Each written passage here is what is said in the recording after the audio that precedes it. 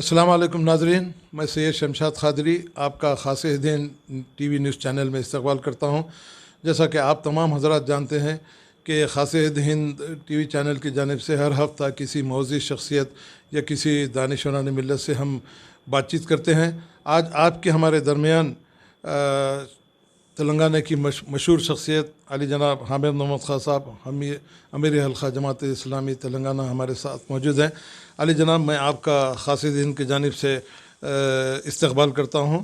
आज हम कुछ मौजू पे आपसे कुछ गुफ्तगू करना चाह रहे हैं।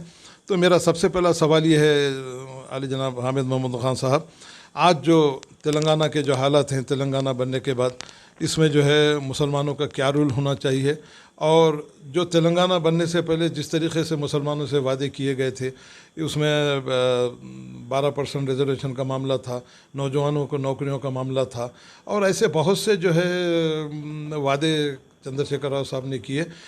तो मैं आपसे ये जानना चाह रहा हूँ, क्या तेलंगाना बनने के बाद जो सुनहरे तेलंगाना का ख्वाब मुसलमानों को दिखाया गया था, क्या वो कहाँ तक जो है चंद्रशेखर राव साहब इसमें जो है कामयाब हुए, और कहाँ तक इसका जो है मुसलमानों को इसका फ़ायदा हुआ? जी, बिस्मिल्लाहिर्रहमानिर्रहीम।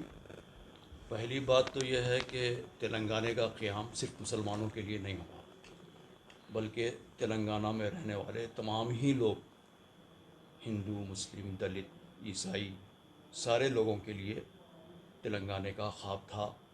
और सभी लोगों के साथ में नाइंसाफ़ी हो रही थी, कुछ ज़्यादा नाइंसाफ़ी मुसलमानों के साथ में हुई थी।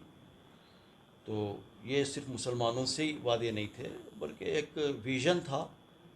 और मैं समझता हूँ कि उसके अंदर बहुत हद तक, ख़ास तौर पर तेलंगाना का जो स्लोगन था नील्लू नियमकालू, नील्लू यानि पानी, तो पानी के अंदर खासी कामयाबी हासिल हुई है। जो कालेश्वरम प्रोजेक्ट का पानी बिल्कुल खुश्क इलाक़ों तक आया है, और इस वक्त अजनास की जो पैदावार है वो उस पैदावार के अंदर इतना इजाफ़ा हुआ है कि पूरे मुल्क के अंदर अजनास की पैदावार 52% से ज़्यादा सिर्फ तेलंगाना में हुई है। और प्रोक्यूरमेंट जो फूड कॉरपोरेशन ऑफ इंडिया करता है, कोई रियासत फूड कॉरपोरेशन ऑफ इंडिया को दिन नहीं दे रही है, वो तेलंगाना दे रही है। अभी भी मंडियां भरी हुई हैं और खेत लहलहा रहे हैं, और पानी अल्हम्दुलिल्लाह आ गया है। ऐन गर्मा के मौसम के अंदर भी तालाबों के अंदर पानी रहा, मछलियां रहीं। ये कामयाबी मैं समझता हूँ। एक और बहुत बड़ी कामयाबी, तेलंगाना के हुसूल के फौरी बाद इलेक्ट्रिसिटी आना, गांव में एक न्यूज़ बनती थी, लेकिन अब इस वक्त इलेक्ट्रिसिटी अगर थोड़ी देर के लिए जाती है तो न्यूज़ बनती है। तो 100% इलेक्ट्रिसिटी और मेयारी इलेक्ट्रिसिटी लोगों को मिल रही है। कहीं भी आपको पूरे गर्मा के अंदर पानी की तकलीफ़ किसी गांव के अंदर इस वक्त नहीं हुई है। जो मशीन भगीरथा के तहत पानी का बहाव है, और हर घर को नल का जो ख्वाब है वो पूरा हुआ, और सभी गाँव के अंदर अल्हम्दुलिल्लाह पानी जारी है। तो कुछ ये जो वादे हैं ये तो मुकम्मल हो रहे हैं। अब इसके अंदर करप्शन के चार्जेस और ये सब अलग जो है बहस के मौज़ूआत हैं ये। और जहाँ तक ताल्लुक़ मुसलमानों से किए गए वादे थे, जो वादे नहीं किए गए थे उसकी तकमील की गई।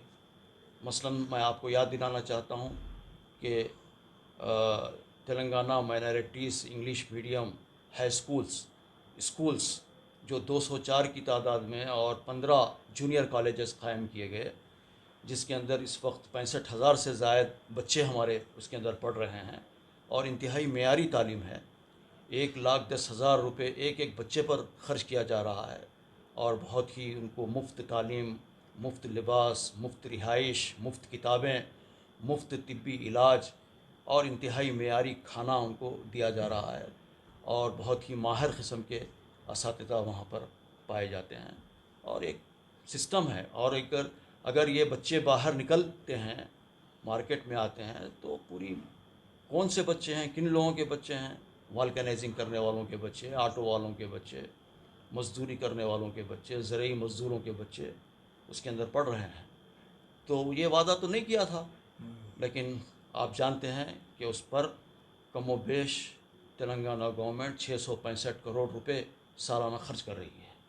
میں کوئی تعریف وغیرہ نہیں کر رہا ہوں، جو چیزیں حقیقتیں ہیں. جی جی جی ہاں، البتہ 12% جب ریزرویشن کا ذکر پہلی مرتبہ انہوں نے 7 فروری 2010 کو، جب ہم تلنگانہ گرجنا کے نام سے ایک بہت بڑا احتجاجی جلسے عام نظام کالج گراؤنڈ پر جماعت اسلامی ہند نے رکھا تھا، اس کے اندر پہلی مرتبہ چندر شیکھر راؤ صاحب نے کہا تھا کہ ہم 12% مسلمان ہیں، 12% ریزرویشن دیں گے. وہ پہلا موقع تھا. تو ہم نے ان سے پوچھا آپ 12% کیسے دیں گے؟ تو پتہ ہے کہ جس طرح تمل ناڈو کے اندر دیا گیا ویسا دیں گے. تو ایک قرارداد منظور کر کر بھیج دی گئی ہے 12% ریزرویشن کی. اب کام ہے وہ سینٹرل گورنمنٹ کا، لیکن سینٹرل گورنمنٹ کو پریشرائز کرنے کا کام یہ تلنگانہ حکومت نہیں کر رہی ہے. ہم اس موقع پر تلنگانہ حکومت سے مطالبہ کرتے ہیں کہ سینٹرل گورنمنٹ کو پریشرائز کریں اور 12% ریزرویشن دینے کا جو وعدہ ہے اس وعدے کی آپ تکمیل کریں، اور اس کے لیے پریشرائز کرنے کے لیے جو کام ہو سکتا ہے پارلیمنٹ کے اندر آپ کے پارلیمنٹرین آواز اٹھائیں، اور ہم جیسے لوگوں کو آپ جنتر منتر لے جائیں اور جنتر منتر پر دھرنا رکھیں، اور 12% ریزرویشن کے مطالبے کو آپ منطقی نتیجے تک پہنچائیں. یہ ہمارا مطالبہ ہے. بے شک. حمید خان صاحب، آپ بہت ہی اچھی بات آپ نے کہی. ایک چھوٹا سا سوال میں آپ سے یہ کرنا چاہ رہا ہوں کہ 12% تو چلیے ان کا وعدہ تھا، ہوگا نہیں ہوگا یہ تو خیر وہ اللہ بہتر جانتا ہے. اب جب کہ سچر کمیٹی نے اپنی رپورٹ یہ پیش کی تھی کہ کم سے کم جب وہ انہوں نے سروے مکمل کیا جسٹس کے ذریعے سے، سچار کے ذریعے سے، تو انہوں نے ایک بڑی اچھی تجویز کیا ایک حکومت کو جو ہے اپنا جو ہے سفارشات پیش کر دی تھی کہ مسلمانوں کو کم سے کم ہر لیول پر 10% ریزرویشن دیا جائے.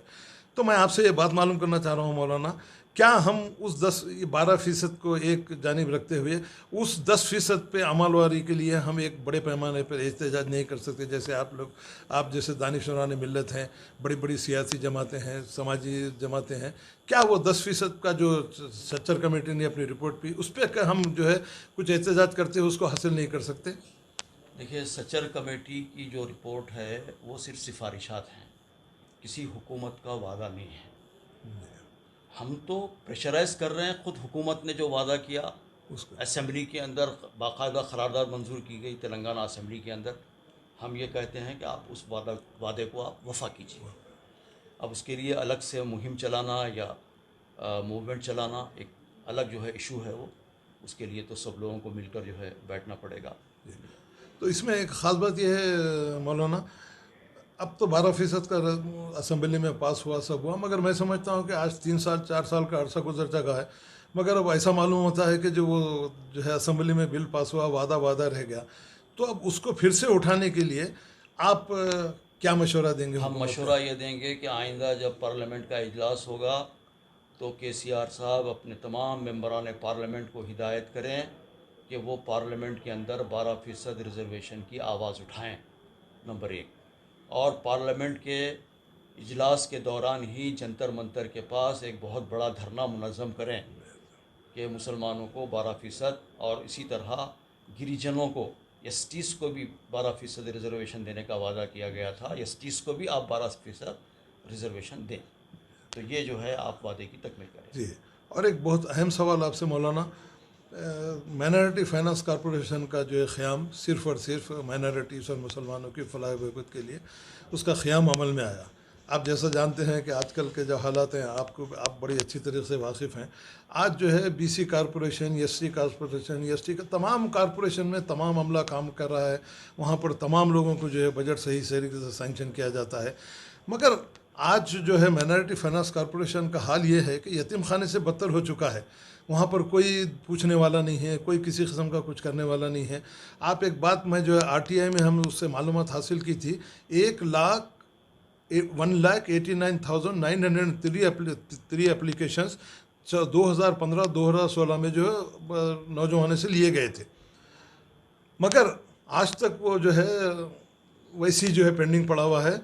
اور اس کے ہٹ کے جو ہے نا کسی قسم کی کوئی ویکیشنل ٹریننگ چل رہی ہے نا اور کسی قسم کا کوئی مسلمانوں کے فلاح و بہبود کے لیے کام کیا جا رہا ہے۔ اصل مقصد مسلمانوں کے فلاح و بہبود کے لیے مائنارٹی فائنانس کارپوریشن ہے۔ حد تو یہ ہے جناب علی کہ نہ وہاں پر مینیجنگ ڈائریکٹر ہے، نہ وہاں جو ہے ڈائریکٹر ہے، نہ وہاں پر چیئرمین ہے۔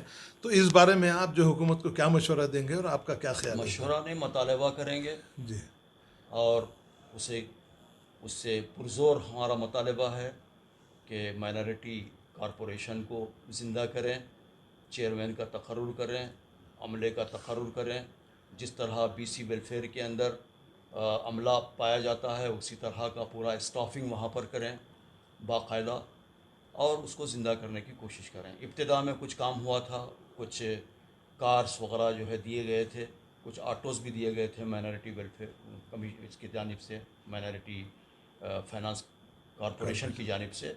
تو اسی طرح کے کام اور بھی جو ہے انجام دیں، اور وہی نہیں، اور بھی کئی چیزیں ہیں انڈسٹریز کے اندر، انویسٹمنٹ کے اندر، اور مختلف میدانوں میں، ہنرمندوں کے اندر، اسکل لیبر کے اندر، یہ سب کے لیے وہاں سے فائنانسنگ کی جا سکتی ہے اور وہاں سے قرضے دیے جا سکتے ہیں، بلا سودی قرضے دینے کا ہم مطالبہ کرتے ہیں۔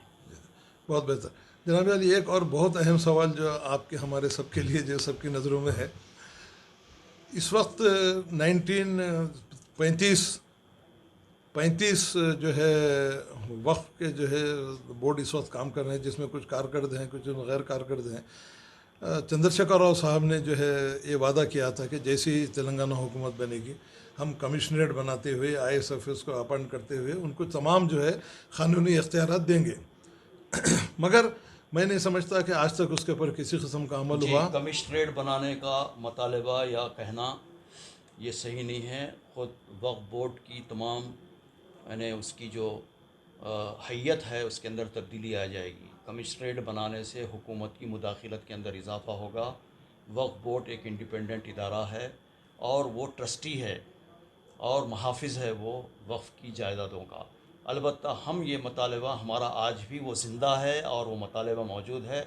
ابھی چند دن پہلے ہماری ونود کمار صاحب سے بات ہوئی تھی کہ آپ کو 50 پیسے خرچ ہونے والے نہیں ہیں کہ آپ وقف بورڈ کو جوڈیشری پاورز دے، تو کیوں نہیں دے رہے ہیں آپ؟ صرف ایک آپ کو جیو جاری کرنا ہے اور اس کے لیے آپ کو 5 روپے خرچ ہونے والے نہیں ہیں، تو آپ امیڈیٹ جیو جاری کریں اور اس کو جو پاورز جس طرح انڈومنٹ ڈپارٹمنٹ کو پائے جاتے ہیں اس طرح کے پاورز آپ وقف بورڈ کو بھی دیں، تو اس سے کافی فائدہ ہوگا اور جو ہے کیسز کے اندر جو ہے سنوائی کے اندر بھی اضافہ ہوگا۔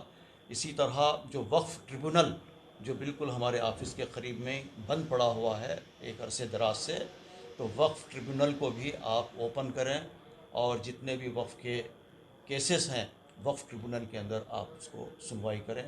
وقف بورڈ کی اب مدت بھی قریب الختم ہے، تو وقف بورڈ کو بھی ایک نئے سرے سے ایک نئے عزم کے ساتھ میں آپ اس کی تشکیل کرنے کی کوشش کریں۔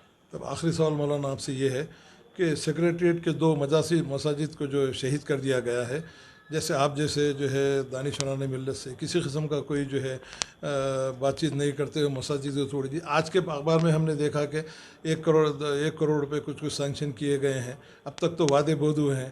کیا ہم اس وعدے پر ہم جو ہے اعتبار کر سکتے ہیں؟ کیا وہ ہماری مسجد وہاں پر تیار ہوگی؟ اس بارے میں آپ کا کیا خیال ہے؟ جو کمزور لوگ رہتے ہیں ان کو اعتبار ہی کرنا پڑتا ہے، زیادہ سے زیادہ مطالبہ کر سکتے ہیں اور اس سے زیادہ کچھ احتجاج درج کر سکتے ہیں، لیکن مجھے یقین ہے کیونکہ انہوں نے یعنی 2 مساجد، ایک مسجد تو بہت چھوٹی تھی، 100 گز سے بھی جو ہے کم والی مسجد تھی، ایک اور مسجد تھی جو 500 گز سے کچھ زیادہ تھی، لیکن ہمارے کہنے کے بغیر، ہمارے کہے بغیر انہوں نے اس پورے کیریڈور کے اندر پوری زمین وہ وقف بورڈ کے حوالے کر دی اور کہا کہ درمیان میں کوئی بھی نہ آئے، اس لیے یہاں درمیان میں امام کے کوارٹرز جو ہے بنے اور 2 مساجد عالی شان قسم کے بنائے جائیں گے۔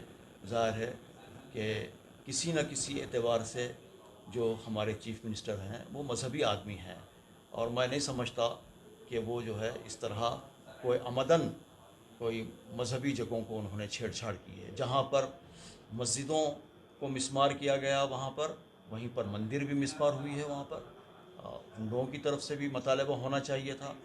تو مندر مسجد اور چرچ کے لیے بھی وہاں پر گنجائش موجود ہے، اور ہماری بہت تفصیل سے گفتگو ہوئی، اور امید کرتے ہیں کہ ضرور وہاں پر سیکریٹریٹ کی تعمیر سے پہلے اور اوپننگ سے پہلے مسجدوں کی تعمیر انشاءاللہ مکمل ہو جائے گی۔ جزاک اللہ مولانا، آج آپ سے ملاقات ہوئی، آپ نے اپنا قیمتی وقت نکال کے ہم جیسے جو ہے ٹی وی چینلز کو آپ نے انٹرویو دیا، اور اپنے جو ہے زرین بشروں سے جو ہے حکومت کو اور عوام کو جو ہے مستفید کیا۔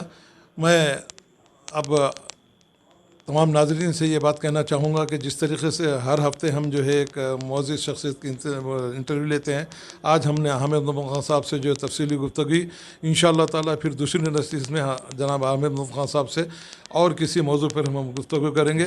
میں ایک مرتبہ پھر حامد محمد خان صاحب کا دل کی گہرائیوں سے خاص دین کی جانب سے شکریہ ادا کرتا ہوں۔ ناظرین، خدا حافظ۔